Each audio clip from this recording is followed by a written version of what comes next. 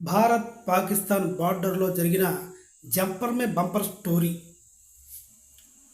Bharat Pakistan border, పాకిస్తాన్కి ఇండియాకి బార్డర్కి కొంచెం దగ్గరలో, ఆ బార్డర్ పక్కనే ఒక పొలంలో ఒక వ్యవసాయదారుడు పాకిస్తాన్ వ్యక్తి పొలంలో పనిచేసుకుంటున్నాడు.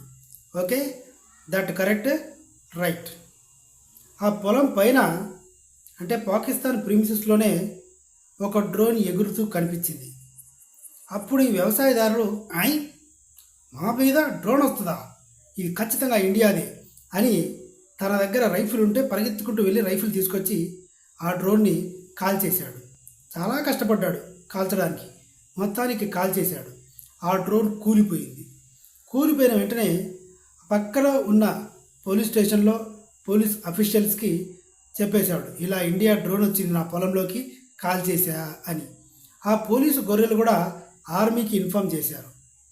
ఆర్మీ వాళ్ళు కూడా దగ్గరికి వచ్చి చూడకుండా ఖచ్చితంగా ఇండియాది, అన్ని డూప్లికేట్ సామాన్లు వాళ్ళవి, అస్సలు పని చేయవు, నువ్వు నీ రైఫిల్తో దాన్ని కూల్ చేసావంటే ఎంత చీప్ క్వాలిటీ డ్రోన్ అది అర్థమైపోతుంది అంటూ ఈ వ్యవసాయదారుడికి సన్మానం కూడా చేసి ఆడికి అవార్డు కూడా ఇచ్చారు. తర్వాత ఆ విమానం, అదే ఆ డ్రోన్ ఎలా తయారైంది, ఎలాంటి మెటీరియల్తో యూజ్ చేశారు, అది మనం కూడా చూద్దాం అని పాకిస్తాన్ ఆర్మీ అఫీషియల్స్ వచ్చి ఆ కూలిపోయిన శకటాలను చూశారు.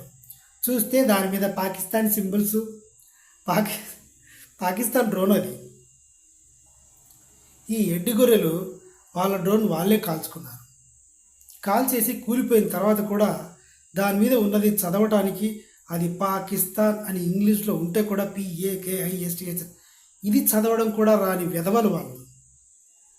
సో మొత్తానికి ఇది జరిగింది. వాళ్ళ డ్రోన్ వాళ్ళే గుర్తుపట్టలేక వాళ్ళ డ్రోన్ని వాళ్ళే కాల్చుకొని అది ఇండియాది అనుకొని ఈ గొర్రెకి సన్మానం కూడా చేసి అవార్డు కూడా ఇచ్చారు, పరమవీర పాకిస్తాన్ చక్రి అని.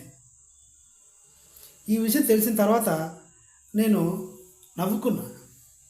అంటే ముఖ్యంగా ఇక్కడ జాలి పడాల్సిన విషయం ఏంటంటే, కనీసం చదువుకోరా, వాళ్ళది కనిపిస్తుంటుంది వాళ్ళ పేరు, పాకిస్తాన్ అని కనిపిస్తే చదవలేరా?